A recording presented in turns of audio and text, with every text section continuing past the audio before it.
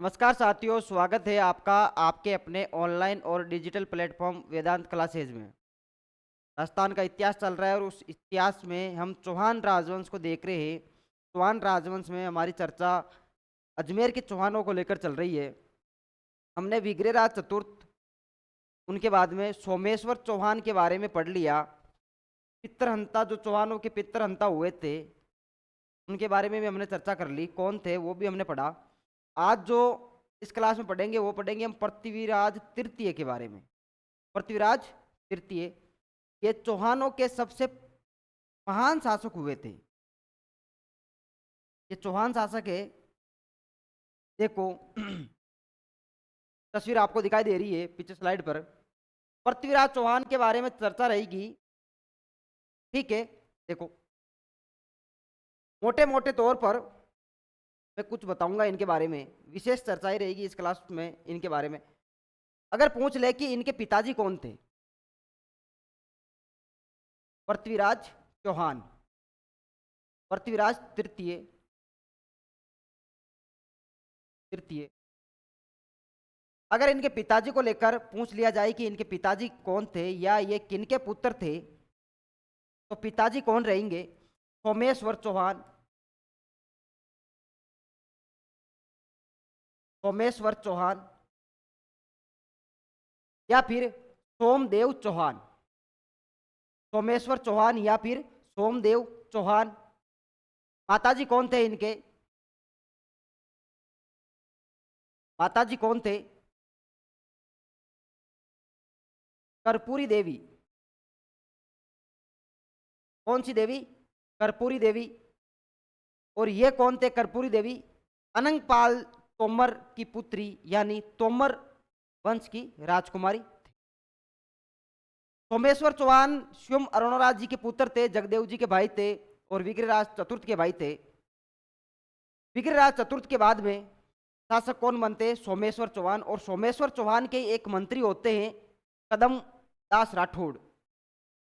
कदम दास Rathore very very important रहेंगे, क्योंकि इन सोमेश्वर चौहान के समय उनका जितना योगदान नहीं था, उससे ज्यादा योगदान उनका पृथ्वीराज तृतीय के शासनकाल में था।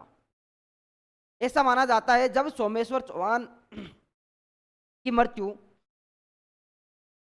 चालुक्य शासक भीम द्वितीय द्वारा कर दी जाती है, तब 1177 में हत्या कर दी जाती है, तब कदमदास राठौड़, कर्पूरी देवी और एक सेनापति थे भुवनमल, उनके द्वारा इन पृथ्वीराज जी का राजपाट संभाला जाता है। प्रशासन को संभालने में सबसे बड़ा अगर योगदान था या फिर पृथ्वीराज जी के संरक्षक के रूप में अगर किन्हीं का नाम मिलता है, तो वो थे भुवनमल जो सेनापति थे और कदमदास राठौड़। देखो इनका जन्म होता है 1166 में। जन्म कब होता है? 1166 में इनका जन्म होता है। और जन्म होता कहाँ है?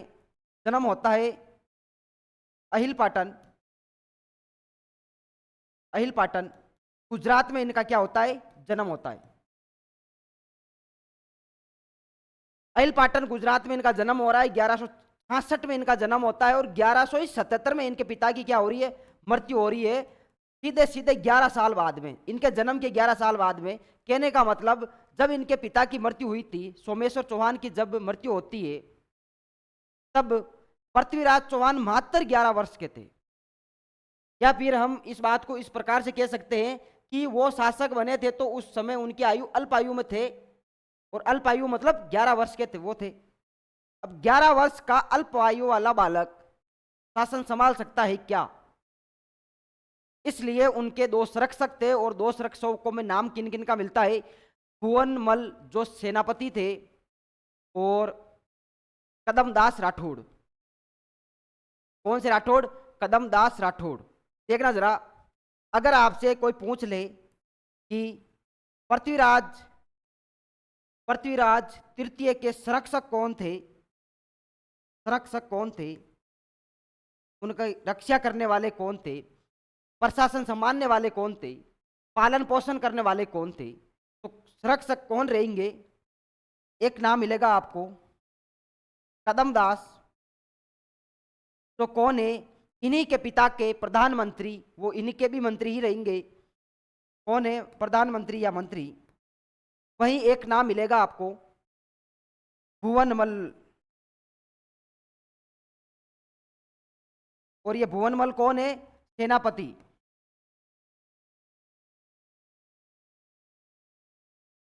ठीक है।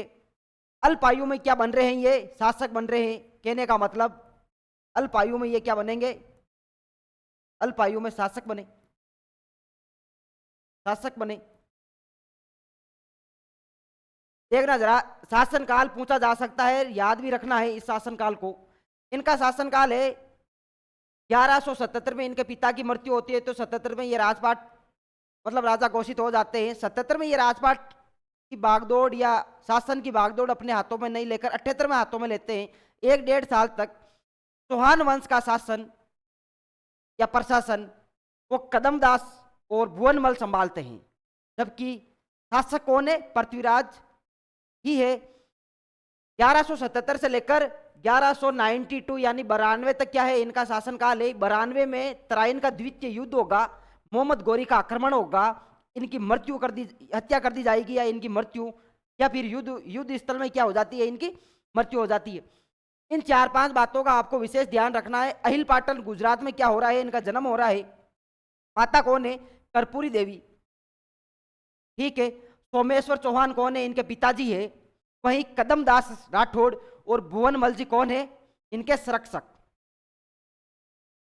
समझ में आ गई? ठीक है, देखो आगे। मैं बात करूंगा, देखो पहले नोट लगा के एक बात को लिख लेना कि 1178 में क्या करते हैं ये? 1178 में शासन की बागडोर, शासन की जिम्मेदारी या बागडोर, जिम्मेदारी लिखूंगा मैं यहां पर, जिम्मेदारी रिस्पॉन्सिबिलिटी, जिम्मेदारी संभालते हैं, संभालते हैं। अगर क्वेश्चन पूछ लिया जाए कि शासन की बागडोर कब संभाल रहे हैं, तो कब संभाल रहे हैं? 1178 में संभाल रहे हैं। जबकि शासक कब बन रहे हैं? शासक बन रहे हैं 1177 में। 1166 में इनका जन्म होता है। अहिल पाटन गुजरात में इनका जन्म हो रहा है 1177 में। जन्म के मात्र 11 वर्ष बाद, जब ये अल्पायु या छोटी आयु में थे, तब ही इनके पिता की हत्या कर दी जाती है भीम द्वितीय द्वारा। इन बातों का विशेष ध्यान रखना है, इस बात का आपको विशेष ध्यान रखना है। बात क्या है? बात है 1178 वाली। इस बात का विशेष ध्यान रखना। 1178 में शासन की जिम्मेदारी संभाल रहे कौन? पृथ्वीराज चौहान। देखना जरा, क्या हो गया। अब मैं बात करूंगा इनके युद्ध या युद्ध नीतियों की, युद्ध नीति या योजनाएं, कि इनकी युद्ध करने की नीति क्या थी। साम्राज्य का अगर विस्तार करना है तो किस प्रकार से करना है। मोटे मोटे तौर पर माना जाता है कि इन्होंने सबसे पहले एक नीति अपनाई, दिग्विजय नीति। कौन सी नीति अपनाई? दिग्विजय नीति। इनका ऐसा मानना था कि मैं सीधे दिल्ली, गुजरात, मध्य प्रदेश पर आक्रमण नहीं कर सकता। मुझे अगर भारतवर्ष का सर्वश्रेष्ठ शासक बनना है, सबसे ज्यादा साम्राज्य का विस्तार करना है, तो मैं क्या कर सकता हूं? अजमेर और अजमेर के आसपास के जितने भी रियासतों के ठाकुर है, जितने भी शासक है, उनको पहले मैं क्या करूंगा? पराजित करूंगा। अपने 100 जनों को पराजित करूंगा। अपने आसपास के जितने भी शासक है, अपने विद्रोही शासक है या विरोधी शासक है, उनको मैं पराजित करते करते धीरे धीरे आगे बढ़ूंगा। फिर एक टाइम आएगा जब मैं, दिल्ली भी मेरी होगी, गुजरात भी मेरा होगा, मध्य प्रदेश भी मेरा होगा, आसपास का संपूर्ण एरिया मेरा होगा। इसे बोला जाता है दिग्विजय नीति, कि मैं अजमेर में बैठा हूं, मैं अजमेर से सीधे दिल्ली पर अटैक नहीं कर सकता। मुझे अगर अजमेर से दिल्ली पहुंचना है, दिल्ली को कब्जे में करना है, तो मुझे क्या करना पड़ेगा?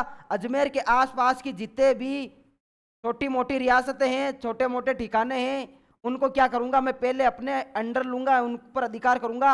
ये जब मेरे अधिकार में हो जाएंगे तो धीरे धीरे दिल्ली तक तो पहुंच ही जाऊंगा।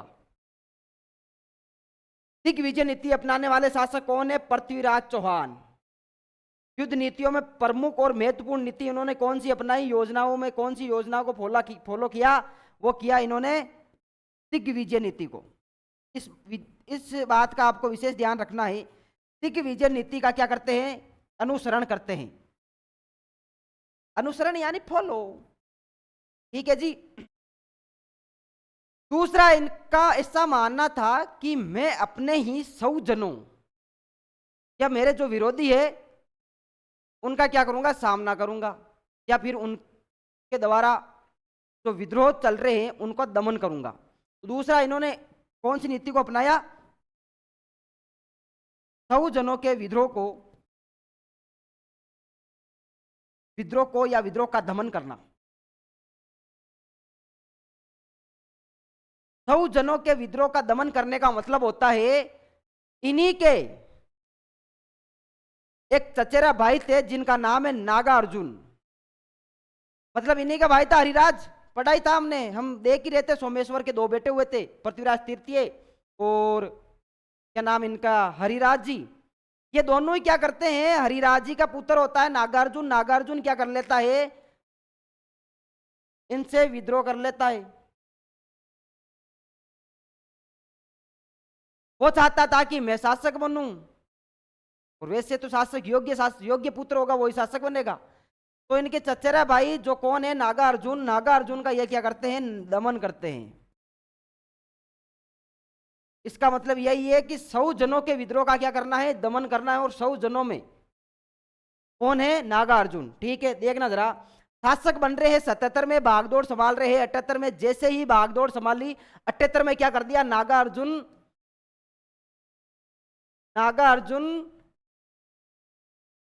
का दमन। एक एक पॉइंट वाइज पॉइंट लिखने हैं, अच्छे से आपको उतारने हैं, अच्छे से समझना है। हम अच्छे से ही आपके सामने पेश कर रहे हैं, तो आप जिम्मेदारी यही बनती है कि आप अच्छे से इन बातों को सुनो और अच्छे से उतारो। ठीक है, देखो नागार्जुन का दमन कब कर रहे हैं? 1178 में कर रहे हैं। कहने का सीधा सीधा मतलब क्या है भाई साहब? 77 में शासक बन रहे हैं, 11 साल के हैं, 78 में भागदौड़ संभाल रहे, 12 साल के हुए। 12 साल का बच्चा अपने ही चचेरे भाई का क्या कर रहा है? दमन कर रहा है। तो नागा अर्जुन का दमन, ठीक है भाई साहब, ये होता है 1178 में। इसमें इस प्रकार से लिखना, पृथ्वीराज चौहान ने या पृथ्वीराज तृतीय ने अपने विद्रोही चचेरे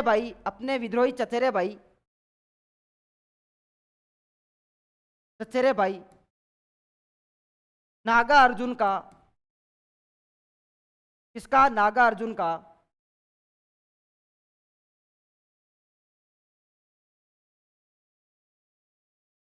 का दमन किया। कब किया? तो हमने बता ही दिया कि कब किया, 1178 में किया। ठीक है, इन 2-3 बातों का विशेष ध्यान रखना है। दिग्विजय नीति का अनुसरण करते हैं, 100 जनों के विद्रोह को दबाना है। और 100 जनों में पहला ही विद्रोह किसका दबा दिया? नागा अर्जुन को दबा दिया, यानी नागा अर्जुन का दमन किया 1178 में। 1177 में शासक बन रहे हैं। फिर से क्लियर करवा देता हूं, 1177 में शासक बन रहे हैं, 1166 में जन्म हो रहा है, 1177 में पिता की मृत्यु, 1177 में ही शासक अल्पायु में थे, 11 वर्ष के थे। जैसे ही 12 वर्ष के हुए, यानी 1178 में आते आते चौहान राजवंश या चौहान वंश या चौहान शासन की या प्रशासन की जिम्मेदारी अपने हाथों में लेते हैं, और 78 में ही अपने भाई नागार्जुन का क्या करते हैं? दमन करते। यहां तक समझ में आई? ठीक है, देखो इसके बाद में अब ये अपना कौन सी नीति रहे? दिग्विजय नीति। और दिग्विजय नीति क्या कहती है? आसपास के जितने भी छोटे मोटे शासक है उनको अपने अंडर कर लो, उनको दबाते जाओ, धीरे धीरे दिल्ली गुजरात, मालवा जो भी है आसपास में बड़े बड़े रियासतें किसके अंडर होगी? पृथ्वीराज चौहान के अंडर होगी। यह नीति क्या कहती है कि मैं हूं दिग्विजय नीति। और दिग्विजय नीति यही कहती है पहले क्या करो, अपने आसपास के विद्रोही शासकों को दबा दो और आगे बढ़ते बढ़ते जाओ, अंत में जो मंजिल है वो मंजिल मिल जाएगी। ठीक है, नागार्जुन दमन का आपको याद रखना है, 1178 पूरा पूरा याद रखना है। उसके बाद में एक दमन होता है इनका भंडानको का दमन, भंडानको का दमन। ये इनका दमन करते हैं भाई साहब 1182 में। देख लो, 14-15 साल के बालक 82 में आता आते ये 16 साल के हो रहे। 16 साल का बालक बड़े बड़े विद्रोहियों को बड़े बड़े युद्धों में अपनी विजय प्राप्त कर रहा है, और अपन 16-17 साल के कुछ नहीं। ठीक है, देखो भंडारकों का दमन कब कर रहे हैं? 1178 में, सॉरी 1182 में क्या कर रहे हैं? भंडारकों का दमन। देखो इनका दमन करते हैं भाई साहब गुड़गांव के आसपास में। कहा? गुड़गांव के आसपास में। कहां कर रहे हैं रे? गुड़गांव के आसपास में कर रहे हैं। गुड़गांव कहां है? हरियाणा में। इसी गुड़गांव या हरियाणा में 1182 में पृथ्वीराज जी क्या करते हैं? भंडारकों का दमन करते हैं। देखो दिग्विजय नीति अपना ली, राजस्थान से बाहर निकल गए, गुड़गांव हरियाणा चले गए। 3 ही साल में, 3 से 4 साल में कहां पहुंच गए? हरियाणा। ठीक है ना, इस बात का विशेष ध्यान रखना। अगर क्वेश्चन आ जाए कि भंडारकों का दमन करने वाला चौहान शासक कौन है, तो कौन है? पृथ्वीराज चौहान है। कब करते हैं? 1182 में। ये 1182 जो ईयर रहने वाली है बहुत वेरी वेरी इंपॉर्टेंट है। एक तो ये याद रखना, इसी साल में 1182 में एक काम और होगा, वो भी याद रखने योग्य है। मैं युद्ध पे चर्चा चल रही है अपनी, तो देख लो, मैंने तो बात ही यहां से ही स्टार्ट की है जी। युद्ध नीति है, युद्ध योजना है। सौजन का मैंने बता दिया आपको कि भाई सौजन से जो विद्रोह था, नागार्जुन वाला दमन, वो तो 78 में बता ही दिया। कल कौन सी नीति रही है? दिग्विजय नीति चल रही है। दिग्विजय नीति में इन्होंने क्या कर दिया? भंडारकों का दमन कर दिया। करते कहां है उनका दमन? गुड़गांव में करते हैं दमन। मतलब युद्ध में जीत जाते हैं, युद्ध में परास्त कर देते हैं किनको? भंडारकों का। हो गया दमन, पराजित कर दिया, हो गया दमन। 1182 आपको विशेष रूप से याद रखना है। आगे चलो देखना क्या है। देखो 1182 में ही एक महोबा के शासक थे। कहां के? महोबा। और महोबा में शासन किसका था? महोबा जगह कहां है? महोबा जगह है मध्य प्रदेश में। ठीक है, महोबा में एक राजवंश राज कर रहा था, चंदेल। एक चंदेल शासक था, परमरी देव चंदेल। देखो दिखाई दे रहा है, क्या दिखाई दे रहा है कि भाई साहब 1182 में ही क्या करते हैं? महोबा नामक एक जगह है मध्य प्रदेश में। उस जगह में एक राजवंश राज कर रहा है, चंदेल राजवंश। और इस राजवंश का शासक उस समय था परमरी देव चंदेल। परमरी देव चंदेल को क्या करते हैं कि युद्ध होता है, तुमुल का युद्ध। किसका युद्ध? युद्ध तुमुल का युद्ध। इस तुमुल के युद्ध को महोबा का युद्ध भी कहा जाता है। महोबा, पहोबा नहीं, पहोबा का युद्ध अलग है, पहोबा कहानी अलग है, महोबा कहानी अलग है। महोबा कहानी चौहान वंश से जुड़ी हुई है। महोबा जगह कहां है? मध्य प्रदेश में है। इसी महोबा के एक राजवंश राज कर रहा है, चंदेल राजवंश। और इस चंदेल राजवंश के राजा कौन है? परमरी देव चंदेल। तो किसके समकालीन है? पृथ्वीराज तृतीय के समकालीन है, या फिर पृथ्वीराज चौहान के समकालीन है। इसी परमरी देव चंदेल का एक युद्ध होता है पृथ्वीराज चौहान के साथ 1182 में, जिसको तुमुल युद्ध के नाम से जाना जाता है। तुमुल युद्ध को ही महोबा का युद्ध कहा जाता है, क्योंकि ये कहां लड़ा गया था? महोबा मध्य प्रदेश में लड़ा गया था। देखना, यहां तक स्टेज से समझ में आया? समझाऊंगा क्या मैं ये समझाना चाह रहा हूं वो देखना आप, मैं समझाना चाह रहा हूं तुमुल का युग, तुमुल का युद्ध। गले में क्रास, हिचकिच, देखो तुमुल का युद्ध, और तुमुल का युद्ध हो कब रहा है? 1182 में। 82 में ये क्या कर रहे हैं? बंडानकों का दमन कर रहे हैं। ये युद्ध होता किन किन के बीच है? चौहान शासक कौन है? देखना जरा, चौहान शासक,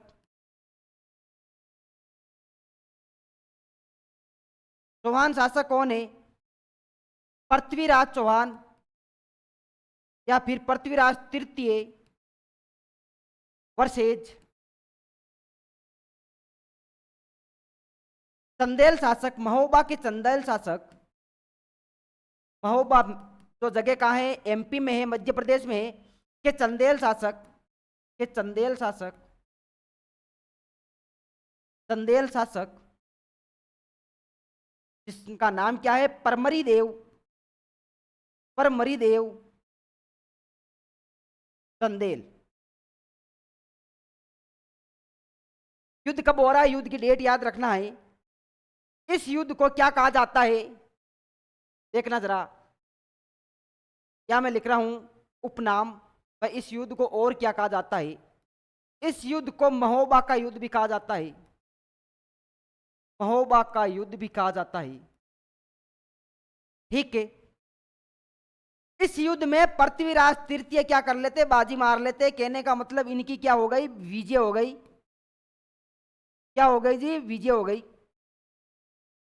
और इस युद्ध में जो परमरी देव चंदेल है वो क्या होता है? पराजित होता है। क्या होता है? पराजित होता है। इसी परमरी देव चंदेल के दो सेनापति थे, आला और उदल। इसी परमरी देव चंदेल के दो सेनापति कौन है? आला और उदल। वो इस युद्ध में, तुमुल के युद्ध में, युद्ध के मैदान में क्या करते हैं? वीर गति को प्राप्त हो जाते हैं। देखना, इसके सेनापतियों की मैं चर्चा करूंगा। दो सेनापति थे परमरी देव चंदेल के, दो सेनापति। एक का नाम है आला, आला, एक का नाम है उदल। आला और उदल जो क्या होते हैं? वीर गति को प्राप्त होते हैं, वीर गति को प्राप्त। क्वेश्चन आएगा, आला और उदल किसके दो सेनापति थे? किसके दो सेनापति थे? परमरी देव चंदेल के सेनापति थे। परमरी देव चंदेल स्वयं शासक कहाँ का है? महोबा मध्य प्रदेश का है। कौन से राजवंश का शासक है? चंदेल राजवंश का ये शासक है। उनका युद्ध किससे हो रहा है? चौहान शासक जो कहाँ के है? अजमेर के चौहान है। पृथ्वीराज तृतीय से युद्ध हो रहा है। पृथ्वीराज तृतीय इस युद्ध में क्या करते हैं? विजय प्राप्त करते हैं। इस युद्ध को और क्या कहा जाता है? इसको महोबा का युद्ध भी कहा जाता है। महोबा, पहोबा नहीं, महोबा। युद्ध हो कब रहा है? 1182 में हो रहा है। इसीलिए तो मैंने बोला 1182 इंपोर्टेंट है, क्योंकि 1182 में इन्होंने क्या किया? पंडानकों का दमन किया। और 1182 में ही एक युद्ध लड़ते हैं। युद्ध का नाम क्या है? तुमुल का युद्ध। युद्ध किसका युद्ध? तुमुल का युद्ध। समझ में आया? ठीक है साहब, आगे चलते हैं। ये इनकी प्रमुख प्रमुख युद्ध नीतियां, युद्धों पर चर्चा चल रही है। अब देखेंगे हम तराइन का युद्ध। तराइन के युद्ध से पहले मैं दिखाना चाहूंगा आपको 1184 में। कब? 1184 में चौहानों का चालुक्य से संघर्ष किस प्रकार से था? चालुक्य, वही मैं भीम द्वितीय की बात करूंगा। भीम द्वितीय जिसने इनके पिता सोमेश्वर चौहान की हत्या कर दी युद्ध स्थल में। तो पृथ्वीराज चौहान, एक तो वही बदले की आग थी, दूसरी दोनों राजाओं की क्या होती है? साम्राज्य विस्तार को लेकर एक महत्वाकांक्षा ही होती है कि मैं अपने साम्राज्य का क्या करूं? विस्तार करूं। इस प्रकार से भी दो पार्टियां आपस में लड़ती है। इतिहासकार ज्यादातर फोकस इस बात पर करते हैं। एक और बात है कि भाई साहब देखो, युद्ध कौन सा देखना है? चौहानों का, चौहान चालुक्य संघर्ष, चौहान चालुक्य संघर्ष। तो होता कब है? 1184 में होता है। कब होता है? 1184 में होता है। चौहान शासक कौन है? पृथ्वीराज चौहान है। पृथ्वीराज चौहान है। वहीं चालुक्य शासक कौन है? चालुक्य शासक कौन है साहब? भीम द्वितीय। भीम द्वितीय, यही वही द्वितीय है, भीम द्वितीय, जिसने सोमेश्वर चौहान की क्या कर दी थी, युद्ध स्थल में हत्या कर दी थी 77 में। पृथ्वीराज चौहान का पहला पहला मोटिव क्या था, ये युद्ध लड़ने का प्रमुख कारण क्या था, रीजन क्या था? इतिहासकारों का मानना है कि 1177 में जब सोमेश्वर चौहान की हत्या करता है भीम द्वितीय, तो वहां से एक बदले की आग थी कि भाई मेरे पिता का हत्यारा कौन है, भीम द्वितीय। तो कारण लिखना युद्ध के कारण। इस चौहान चालुक्य संघर्ष, ये युद्ध होता है आबू में। कहां होता है? इसको आबू का युद्ध भी कहा जाता है, आबू का युद्ध। ठीक है, कहीं कहीं इतिहासकार इसको नागौर का युद्ध मानते हैं कि भाई नागौर में के आसपास इस युद्ध को लड़ा गया था। ठीक है भाई, यह लिखकर लिखूंगा नागौर का युद्ध। भाई नागौर के आसपास इस युद्ध को लड़ा गया, तो इस वजह से इसको नागौर का युद्ध भी कहा गया है। देखना जरा युद्ध का कारण क्या था। कारण कारण में लिखना, पहला कारण क्या था भाई साहब? पृथ्वीराज चौहान अपने पिता सोमेश्वर चौहान की हत्या का बदला लेना चाहते थे। हत्या का बदला लेना चाहते थे। बदला लेना चाहते थे। यह तो है मोटा मोटा प्रमुख और स्पष्ट कारण जो बहुत सारे इतिहासकार मानते हैं। यहां तक उतारना है आपको अच्छे से। देख लिया। दूसरा कारण मैं लिखाऊंगा आगे। युद्ध का दूसरा कारण क्या रहा होगा? दोनों शासकों की साम्राज्य विस्तार की जो महत्वाकांक्षा है वो, तो क्या है दूसरा कारण? साम्राज्य विस्तार की महत्वाकांक्षा है। भाई पृथ्वीराज चौहान भी यही चाहते थे कि मैं क्या करूं, अपने साम्राज्य का विस्तार करूं, इसीलिए तो उन्होंने दिग्विजय नीति का अनुसरण किया। वहीं भीम जो चालुक्य का शासक है, तो वो तो वही चाहेगा कि यार मैं क्या करूं, अपने साम्राज्य का विस्तार करूं। कोई दूसरी शक्ति अगर अपने प्रभुत्व में आ रही है, कोई दूसरी शक्ति है जो प्रबल बन रही है, तो उसका मैं क्या करूं, दमन करूं और पुरजोर विरोध करूं। तो ये विपरीत पार्टियां करती है। इस प्रकार से भाई एक दूसरा कारण तो यही बनेगा, साम्राज्य विस्तार की महत्वाकांक्षा ही।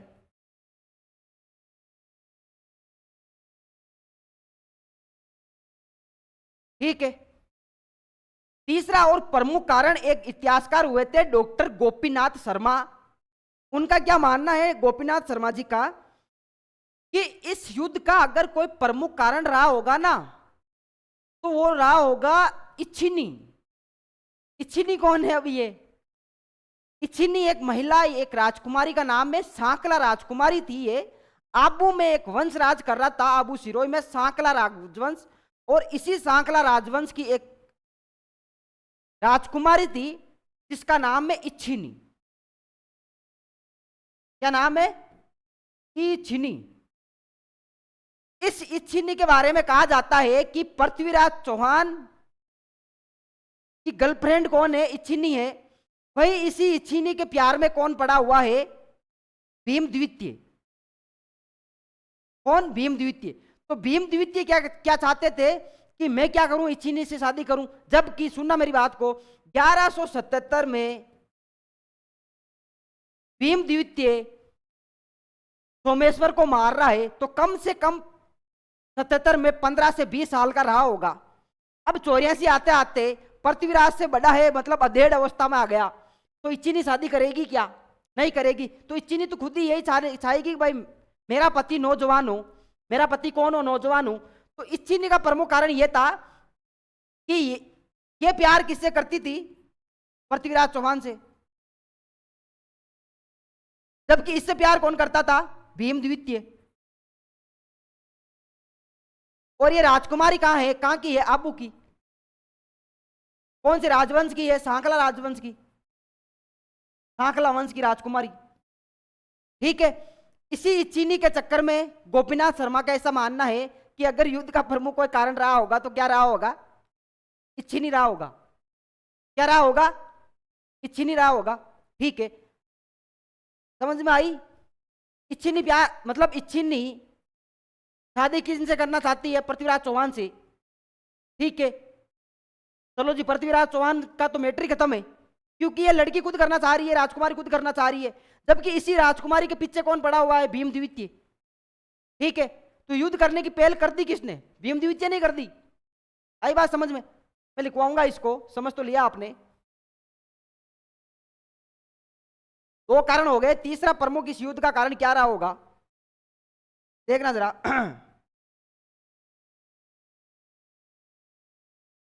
आबू के या आबू की सांकला राजकुमारी, सांकला राजकुमारी, सांकला वंश है ना, सांकला राजकुमारी इच्छिनी, यह था प्रमुख कारण इच्छिनी वाला। ठीक है, यहां तक आपको बातें समझ में आई। आ गई साहब। तीन प्रमुख कारण कौन कौन से देखे हमने इस चौहान चालुक्य संघर्ष किए जो 84 में हो रहा है। प्रथम कारण था कि पृथ्वीराज चौहान अपने पिता सोमेश्वर चौहान की हत्या का बदला लेना चाहता था भीमद्वितीय से, जो 1177 में मरते हैं। दूसरा प्रमुख कारण था साम्राज्य विस्तार को लेकर।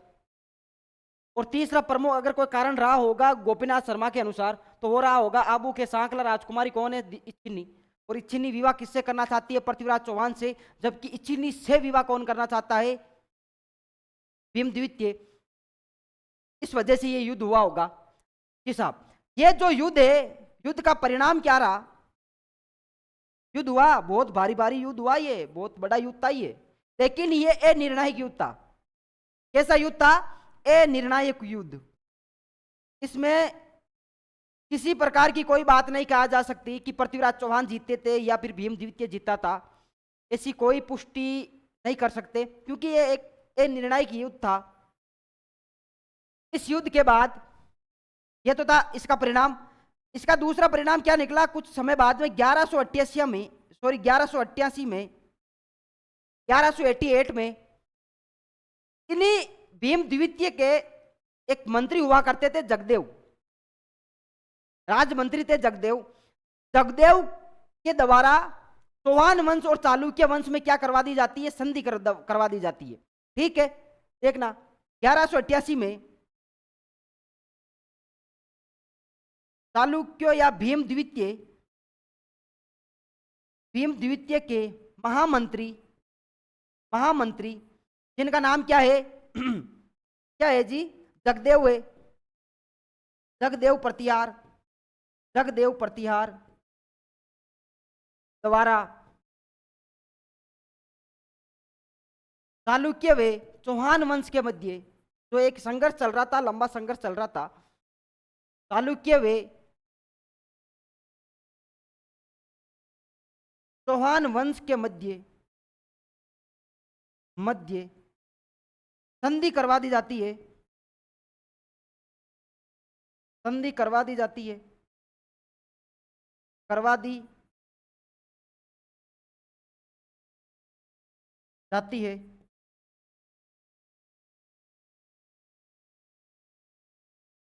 परिणाम युद्ध अनिर्णायक रहेगा। 1184 का ये युद्ध है। 1188 में 4 साल बाद में चौहानों का चालुक्य से क्या हो गया, समझौता हो गया, संधि हो गई। संधि करवाने वाला कौन था, कौन है जी, जगदेव प्रतिहार। कौन है, जगदेव प्रतिहार। यहां तक समझ में आया आपको, देखो जरा आगे। यह था उनका चालुक्यों के साथ संघर्ष चौहानों का। अब होगा चौहानों का तुर्कों के साथ संघर्ष। और तुर्क कौन है, तुर्क, महमूद गौरी, गजनी का शासक था महमूद गौरी। महमूद गौरी ने, ऐसा माना जाता है चंद्रवरदाई के अनुसार कि महमूद गौरी ने तो टोटल 12 से 13 युद्ध लड़े। कितने युद्ध, 12 से 13। कहीं कहीं इतिहासकार तो ये मानते हैं कि टोटल 29 युद्ध लड़े थे मोहम्मद गौरी ने, लेकिन 2 युद्धों के बारे में चर्चा मिलती है। तराइन के ही दोनों युद्ध है, प्रथम और द्वितीय युद्ध। मैं बात करूंगा पृथ्वीराज का तुर्कों से संघर्ष, पृथ्वीराज तृतीय का तुर्कों से संघर्ष। किससे संघर्ष? तुर्कों से संघर्ष। देखना, पहला युद्ध है तुर्कों के साथ तराइन का युद्ध, तराइन का प्रथम युद्ध।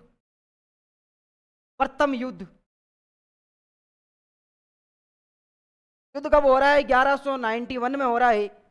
होता किन किन के मध्य है? पृथ्वीराज चौहान वर्सेज महमूद गौरी। ये कहाँ का है? गजनी का है। गजनी कहाँ है? अफगानिस्तान में है। ठीक है, समझ में आई बात? इस युद्ध में विजय कौन करता है? विजय प्राप्त कौन करता है? पृथ्वीराज चौहान करता है। कौन कर रहा है? पृथ्वीराज चौहान प्राप्त कर रहा है। सेनापति अगर पूछ ले पृथ्वीराज चौहान के कि सेनापति कौन कौन थे, तो एक थे खांडे राव। कौन से राव? खांडे राव। एक भुवन मल। कौन से मल? भुवन मल। एक इन्हीं के मामा जी थे गोविंद राय। सेनापतियों की बात करूंगा, हे योगी या फिर सेनापति, से योगी या फिर सेनापति। सेनापति 3 है। एक का नाम क्या मिलता है? दिख रहा है आपको? एक का नाम क्या मिलता है? खांडे राव। वहीं एक का नाम क्या मिलता है? भुवनमल। और एक का नाम मिलता है गोविंद राय, जो इनके मामा जी है, गोविंद राय। ठीक है, इस युद्ध में विजय कौन प्राप्त कर रहा है? प्रथम युद्ध में, तराइन के प्रथम युद्ध में पृथ्वीराज चौहान कर। तराइन जगह कहाँ है? तराइन हरियाणा में है जी। कहाँ है? हरियाणा में है। ठीक है, इसमें ये मोहम्मद गौरी की क्या होती है? पराजय होती है, हार हो जाती है। इस युद्ध का प्रमुख, अगर देखो, जीत तो गए थे पृथ्वीराज चौहान इस युद्ध में, जैसे तैसे भाई जीत तो गए। दिग्विजय नीति का अनुसरण करने वाला आदमी लगभग हिंदुस्तान पे कब्जा कर ही चुका था, तो मोहम्मद गौरी तो कितना भी लड़ो ना, उसको तो हरा के बेचना ही था। लेकिन इस युद्ध के बाद में उनकी सबसे बड़ी भूल अगर कोई मानी जाती है ना, तो वो ये मानी जाती है, मोहम्मद गौरी की भागती हुई सेना का पृथ्वीराज की सेना ने पीछा नहीं किया था। हालांकि इस युद्ध में, प्रथम युद्ध में पृथ्वीराज मौजूद भी नहीं थे, क्यों? आए भी नहीं थे युद्ध लड़ने के लिए। सेनापति आए थे, इनके सहयोगी आए थे, खांडेराव, भुवनमल, गोविंद राय, यही आए थे। ये आए भी नहीं थे, पृथ्वीराज चौहान तो आए भी नहीं थे। लेकिन सबसे बड़ी भूल क्या मानी जाती है पृथ्वीराज चौहान की सेना की या फिर पृथ्वीराज की, कि भाई साहब पृथ्वीराज चौहान ने महमूद गौरी की भागती हुई सेना का पीछा नहीं किया था। अगर एक बार को अच्छी तरीके से भारत से खदेड़ दिया जाता इस सेना को, तो वो सेना वापस अपना मुंह उठा के अगले साल नहीं आती।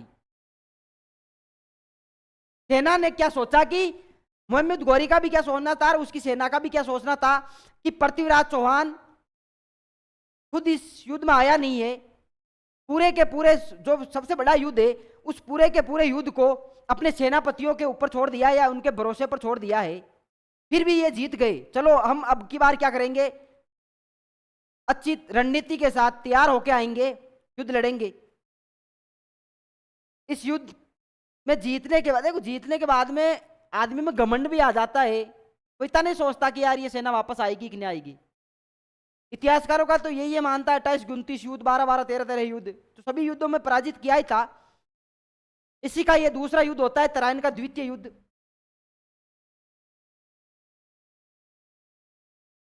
तराइन का द्वितीय युद्ध, तराइन का द्वितीय युद्ध कब हो रहा है? तराइन का द्वितीय युद्ध हो रहा है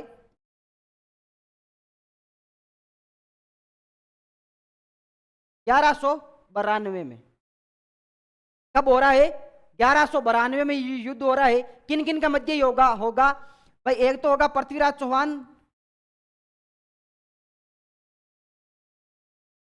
और महमूद गौरी के बीच।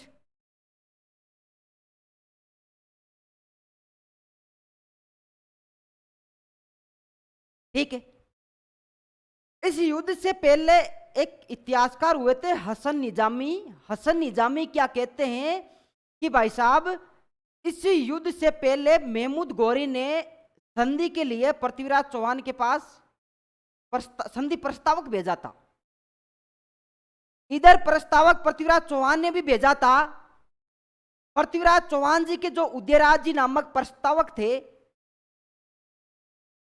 वो समय पर निकल नहीं पाए थे प्रस्ताव लेकर, वो लेट हो गए थे। वहां पर वो मोहम्मद गौरी सोचता है कि पृथ्वीराज जी मुझसे संधि करना ही नहीं चाहते तो मैं युद्ध करूंगा। पर हसन निजामी के अनुसार, एक इतिहासकार हुए थे, यहां लिखो अगले वाले देखो ये युद्ध होता दोनों के बीच में। ये जो पहले वाले दो कैंडिडेट है, उन्हीं कैंडिडेटों के बीच युद्ध हो रहा है। आगे चलते हैं। हसन निजामी क्या मानते हैं इस युद्ध से पहले कि भाई साहब ये युद्ध होता ही नहीं अगर संधि प्रस्तावक टाइम पर चला जाता तो। ठीक है ना? हसन निजामी के अनुसार, हसन निजामी के अनुसार हसन निजामी के अनुसार महमूद गौरी का प्रस्तावक कौन सा प्रस्तावक? संधि प्रस्तावक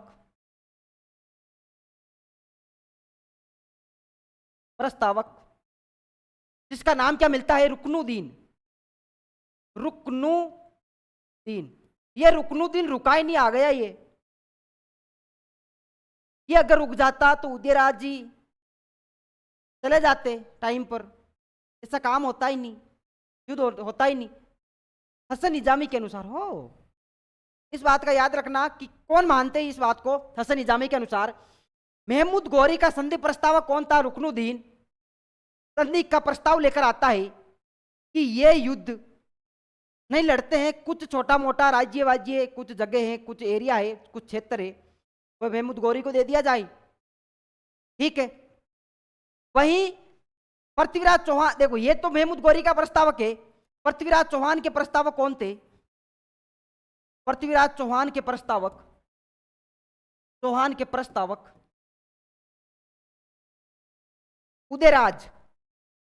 उदयराज। ये टाइम पर अगर उदय हो जाते, टाइम पर चले जाते, हसन निजामी मानते हैं ऐसा कि भाई साहब ये टाइम पर चले ही जाते समय से पहले, या उसी समय पहुंच जाते, समय जाने के बाद में पहुंचते, फिर क्या है? रात गई बात गई, जब चिड़िया चुग गई खेत फिर क्या पछताना। ये उदयराज जी के साथ हुआ था। उदयराज इस टाइम पर उदय नहीं हो पाए। ये क्या करते हैं? समय पर पहुंच नहीं पाए, समय पर पहुंच नहीं पाए। इस वजह से क्या हुआ? ये युद्ध हुआ। यहां तक बात समझ में आई? आ गई? ठीक है साहब, देखो जरा आगे। ये तो हम संधि प्रस्तावों की बात कर रहे हैं कि महमूद गौरी का संधि प्रस्तावक कौन था? रुकनुद्दीन था, रुका ही नहीं, आ गया। पृथ्वीराज चौहान का जो उदयराज थी, वो टाइम पर उदय हुए नहीं, टाइम पर पहुंच नहीं पाए। इधर वो तो टाइम पर आ गया था रुकनुद्दीन, वो तो रास्ते में कहीं नहीं रुका। ये उदय जी टाइम पर उदय होते ही नहीं थे, पहुंच ही नहीं पाए। तो इनका टाइम पर नहीं पहुंचना मोहम्मद गौरी के लिए क्या संदेश था कि पृथ्वीराज चौहान युद्ध लड़ना चाहते होंगे, इसीलिए वापस कोई प्रस्तावक के रूप में किसी व्यक्ति को भेजा नहीं, या फिर किसी प्रकार का कोई मैसेज संदेश आया नहीं। ठीक है, यही हसन निजामी मानते हैं इस बातों को। ठीक है ना? देखो सेनापति होके वही रहेंगे पृथ्वीराज चौहान के, लेकिन उसमें कुछ सहयोगी सेनापति बात एक ही हो गई, लेकिन कुछ रियासतों के शासकों ने भी सहयोग किया था। राजपूताने की कुछ रियासतों के शासकों ने भी सहयोग किया था पृथ्वीराज का। पृथ्वीराज के सहयोगी की मैं बात करूंगा, पृथ्वीराज चौहान। इधर देखना क्या है। एक ऐसा माना जाता है कि सिरोही के शासक थे समर सिंह। कौन? समर सिंह। वो इस युद्ध में आए, एक ऐसा माना जाता है कि मेवाड़ के शासक थे सामंत सिंह।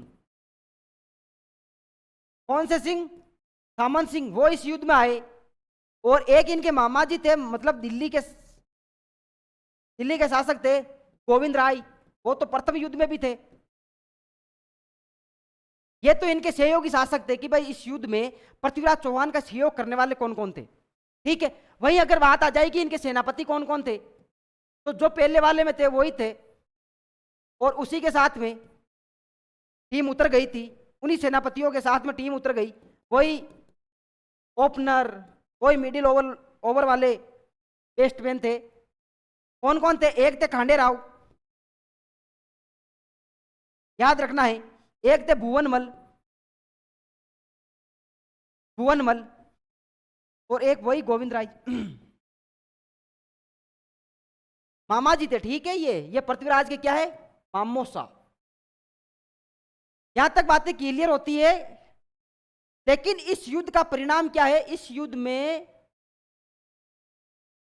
युद्ध का परिणाम यह है कि महमूद गोरी है इस युद्ध में क्या कर लेता है? विजय प्राप्त कर लेता है। महमूद गोरी इस युद्ध में क्या कर लेता है? विजय प्राप्त कर लेता है। और पृथ्वीराज चौहान को वो कैद करके, बंदी बनाकर कहां ले जाता है? अपने साथ गजनी ले जाता है। कहां ले जाता है? गजनी ले जाता है। ठीक है, यहां तक बातें समझना, ये इनके युद्धों की बातें थी। अब मेरी बात जो रहेगी ना, वो विशेष रूप से इनके कला के क्षेत्र में, इनके साहित्य के क्षेत्र में, इनकी शादी को लेकर ये बातें रहेगी। ये युद्ध थे। एक इनका और संघर्ष चल रहा था दिल्ली के गढ़वाल शासकों से। क्या चल रहा था? सॉरी, कन्नौज के साथ पृथ्वीराज के संबंध, पृथ्वीराज के संबंध या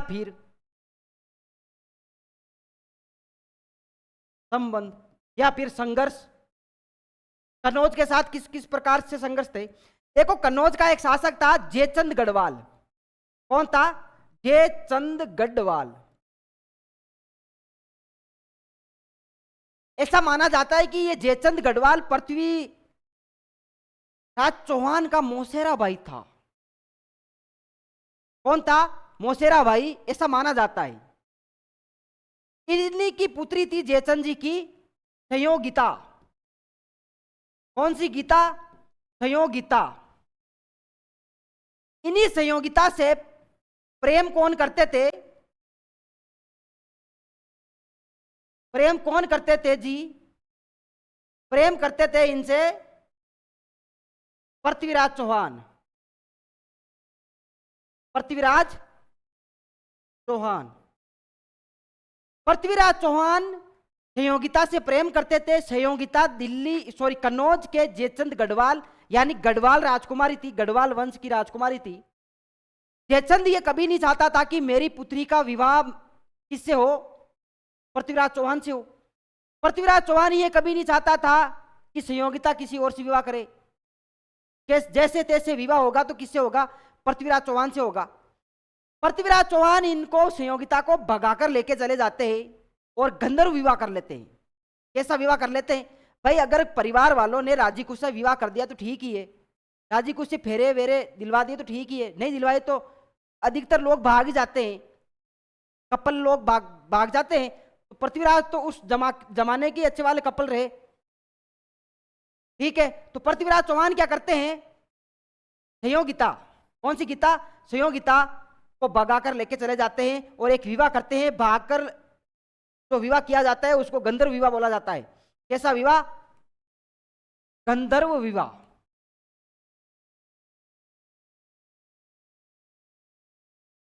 अब ये जयचंद गढ़वाल देखता रहता था, सोचता रहता था कि यार मेरे नाक के नीचे से मेरी बेटी को भगाकर लेकर चला गया कौन? पृथ्वीराज चौहान। तो इनसे संबंध किस प्रकार से रहेंगे? दुश्मनी रहेगी एक दूसरे के बीच में। तो ये संबंध और संघर्ष इस प्रकार से थे। पृथ्वीराज चौहान और संयोगिता की ये थोड़ी बहुत छोटी मोटी कहानी थी। ये एक दूसरे के लवेरियों में पड़े हुए थे, भागकर गंधर्व विवाह कर लेते हैं। संयोगिता पुत्री किनकी है? कन्नौज के शासक कौन है? कौन है जी? जयचंद गढ़वाल। ऐसा माना जाता है कि ये इनके मौसेरे भाई थे, पृथ्वीराज चौहान, ये एक दूसरे के मौसेरे भाई थे। हालांकि मौसेरे भाई होते तो फिर ये अपने भतीजे से शादी थोड़ी करते, भतीजी से शादी थोड़ी करते, ये भी बात मानने योग्य ही है। लेकिन ये ठीक है, इतिहासकारों ने छाप दिया और हम पढ़ रहे हैं, आप ही पढ़ ही रहे हो। लेकिन है नहीं, ऐसा नहीं लगता कि, कहीं से नहीं लगता कि जयचंद गढ़वाल इनके मौसेरे भाई थे। अगर मौसेरे भाई होते तो फिर भतीजी को भगा के कौन लेके जाता है? हाँ जी ना।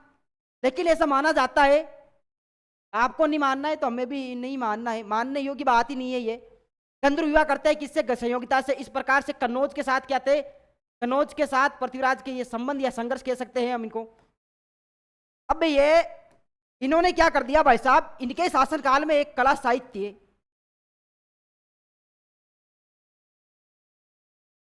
साहित्य विभाग की स्थापना करवाई। कुछ मैं महत्वपूर्ण कार्यों की बात करूंगा। पृथ्वीराज चौहान द्वारा किए गए कुछ महत्वपूर्ण कार्य। पृथ्वीराज चौहान द्वारा किए गए कुछ महत्वपूर्ण कार्यों की बात करूंगा मैं। पृथ्वीराज चौहान या फिर तृतीय द्वारा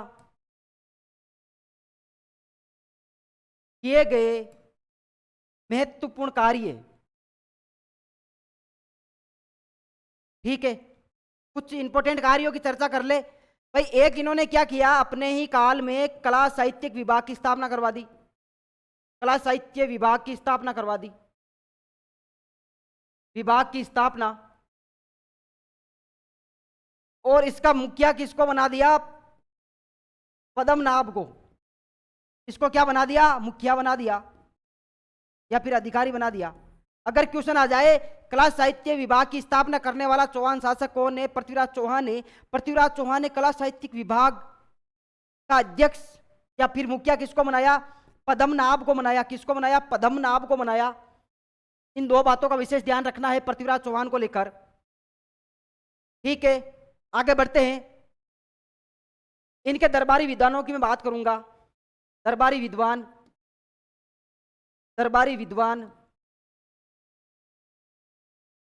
इनके दरबारी विद्वानों में एक थे चंद्रवरदाई, जो इनके लंगोटिया यार थे। चंद्रवरदाई। ठीक है, इनके द्वारा पृथ्वीराज रासों की रचना की गई। पृथ्वीराज रासों की रचना यानी पृथ्वीराज रासों को लिखने की शुरुआत किसने की थी? चंद्रवरदाई ने की थी। जबकि पूरा किसने किया था इसको? इन्हीं के पुत्र, चंद्रवरदाई के पुत्र थे जल्हण। कौन से? हण, जल्हण। ये क्या करते हैं? इसको पूरा करते हैं। जबकि शुरू करने वाले कौन है? चंद्रवरदाई है। ठीक है, देखो, एक इनके दरबारियों में थे जयानक भट्ट। ये किसकी रचना करते हैं? पृथ्वीराज विजय की रचना करते हैं। पृथ्वीराज विजय नामक एक ग्रंथ है, उसकी रचना करते हैं। अगर क्वेश्चन आ जाए कि पृथ्वीराज विजय ग्रंथ की रचना करने वाले कौन है? जयानक भट्ट है। कुछ और मैं इतिहास इनके दरबारी विद्वानों की बात करूंगा। दो विद्वान हमने देख लिए, तीसरे विद्वान देख लेना। विश्व गुरु या फिर विश्व रूप नाम मिलता है इनका, विश्व रूप। ठीक है, तीन इनके इंपॉर्टेंट जो हम कह सकते हैं, यूं कह सकते हैं कि भाई साहब ये विश्व रूप, उधर ही लिख देता हूं मैं। इस प्रकार से कह सकते हैं कि भाई साहब ये तीन क्या थे? इनके दरबारी विद्वान या फिर दरबारी इतिहासकार या कवि थे, तीन। ठीक है, पृथ्वीराज रासों की रचना करने की शुरुआत किसने की थी? चंद्रवरदाई ने। पूरा कौन करते हैं? इन्हीं के चंद्रवरदाई के पुत्र कौन है? जल्हण पूरा करते हैं। पृथ्वीराज रासों के अनुसार, पृथ्वीराज रासों में लिखा गया है, जब महमूद गौरी पृथ्वीराज जी को तराइन के द्वितीय युद्ध में बंदी बनाकर गजनी ले जाता है, कहां ले जाता है? गजनी ले जाता है। तब महमूद गौरी का ऐसा मानना होता है कि यार अकेला आदमी है, निहत्था आदमी है, मैंने इसकी आंखें वांखें फोड़ दी, सारा कुछ कर दिया, बहुत उसको कष्ट दिया मैंने। है क्या? निहत्था है, अकेला है, आंखें भी नहीं है। तो उस रासों में क्या लिखा हुआ है कि चंद्रवरदाई उस समय बोलते हैं महमूद गौरी को कि अगर आपको इनकी वीरता पर संदेह है किसी प्रकार का? भाई आपने 12 से 13 युद्ध लड़े, सब में आप झांप टेका के गए, ये तो ठीक है। ये थोड़ा, ये जो लास्ट वाला युद्ध है ये हमारे विपरीत रहा, इसका परिणाम हमारे पक्ष में नहीं रहा। और संयोग वंश आपने हमें बंदी बना लिया, कैदी बना लिया, गजनी लेके आ गए। अगर आप में हिम्मत, उसको मतलब कहने का मतलब चंद्रवरदाई ने उकसाया, आप में अगर हिम्मत है तो आप एक मौका और दो और पृथ्वीराज चौहान और आपका आमना सामना करवाओ। ये उस राष्ट्रों में लिखा हुआ है, चंद्रवरदाई लिखता है, चंद्रवरदाई लिख रहा है इस बातों को, वहां बैठा बैठा लिख रहा है उस समय। फिर वो तो मर जाता है तो उसके बाद में जलन पूरा करता है इसको, ठीक है, उसी का पुत्र था। तब एक किंवदंती वहां पर बोली जाती है, एक पंक्ति बोली जाती है, बहुत ही प्यारी पंक्ति, इस बात का ध्यान रखना। पंक्ति क्या बोली जाती है? 24 बांस 24 बांस अंगुल अष्ट प्रमाण, अंगुल अष्ट प्रमाण, ता उते सुल्तान, ता उते उते सुल्तान, ता उते बेटा, मतलब ता उते बेटे सुल्तान, मत चुके चौहान, मत चुके चौहान। कहने का मतलब क्या है? अफगानिस्तान में गजनी, गजनी का महमूद गोरी, उसको कहा मारवाड़ी वारवाड़ी ये आए, ये संस्कृत की भाषा उसको आती नहीं है। ये तो एक प्रकार की भाई 24 बांस अंगुल अष्ट प्रमाण, ताउते सुल्तान बेटा मत चुके चौहान, ये लैंग्वेज किसको नहीं आ रही? गजनवी के या गजनी के मोहम्मद गोरी को नहीं आ रही। ये लैंग्वेज सुनेगा कौन? जिसकी आंखें फूटी हुई है, लेकिन सुनेगा कौन? पृथ्वीराज चौहान। ये सुनकर पृथ्वीराज चौहान ने, ऐसा माना जाता है, ऐसा कहा जाता है कि एक ही तीर से महमूद गोरी को चित कर दिया था, यानी मौत के घाट उतार दिया था। उसके बाद में चंद्रवरदाई ने पृथ्वीराज चौहान को मार दिया और पृथ्वीराज चौहान ने चंद्रवरदाई को मार दिया। उनका मानना था कि कुत्ते की मौत मरने से अच्छा है, हम एक दूसरे को मार देते हैं। मैंने महमूद गोरी को मौत के घाट उतार ही दिया है, चलो ठीक है, हम युद्ध तो हार ही गए, लेकिन हम मरेंगे तो स्वाभिमान के साथ मरेंगे। दोनों लंगोटिया यार थे, ठीक है, उनके दरबारी कवि था वो, लेकिन थे दोनों एक दूसरे के बचपन के दोस्त। चंद्रवरदाई पृथ्वीराज चौहान को मार देते हैं और पृथ्वीराज चौहान चंद्रवरदाई को मार देते हैं, ठीक है। ये किंवदंती किन के लिए, पंक्ति किन के लिए है, ये दोहा किन के लिए है? पृथ्वीराज चौहान के लिए। कहने वाला कौन है? चंद्रवरदाई है। इस बात का आपको विशेष ध्यान रखना है। कुछ मैं इंपॉर्टेंट 2 बातें और बताऊंगा, फिर इसी क्लास को यही विराम दूंगा मैं। अगर आपसे पूछ ले कि चौहानों का श्रवण काल, मैं बोल चुका हूं पिछली वाली क्लास में विग्रहराज के समय, लेकिन मैंने लिखवाया नहीं है। मैंने क्लास स्टार्ट होते ही बोल दिया था, मैं समझा रहा था उस समय। ये लिख लेना आप, चौहान वंश का श्रवण काल किनके काल को कहा जाता है? तो वो कहा जाता है अपने विग्रहराज चतुर्थ के शासनकाल को, विग्रहराज चतुर्थ के शासनकाल को, ठीक है। आई बात समझ में? उसके बाद में एक कहानी और बताऊंगा, छोटी सी बात है। इस तराइन के द्वितीय युद्ध के बाद में पृथ्वीराज जी के पुत्र होते हैं गोविंदराज। कौन से राज? गोविंदराज। और इन्हीं पृथ्वीराज जी के हमने भाई पढ़े थे हरिराज जी। हरिराज जी को मोहम्मद गोरी का सेनापति होता है कुतुबुद्दीन ऐबक, वो 92 में शासक बना देता है। 94 में गोविंदराज यहाँ से निकल रणथंभौर चले जाते हैं। अजमेर के चौहान समाप्त हो गए, तीसरी हो गया अजमेर के चौहानों का। अब अगली वाली क्लास में पढ़ना होगा क्या? रणथंभौर के चौहान। कौन से चौहान? रणथंभौर के चौहान हमें पढ़ने हैं, ठीक है साहब। और रणथंभौर में चौहानों के संस्थापक कौन है? पृथ्वीराज जी के पुत्र। वो हम अगली वाली क्लास में डिस्कशन करेंगे, ठीक है साथियों। धन्यवाद। जय हिंद, जय भारत।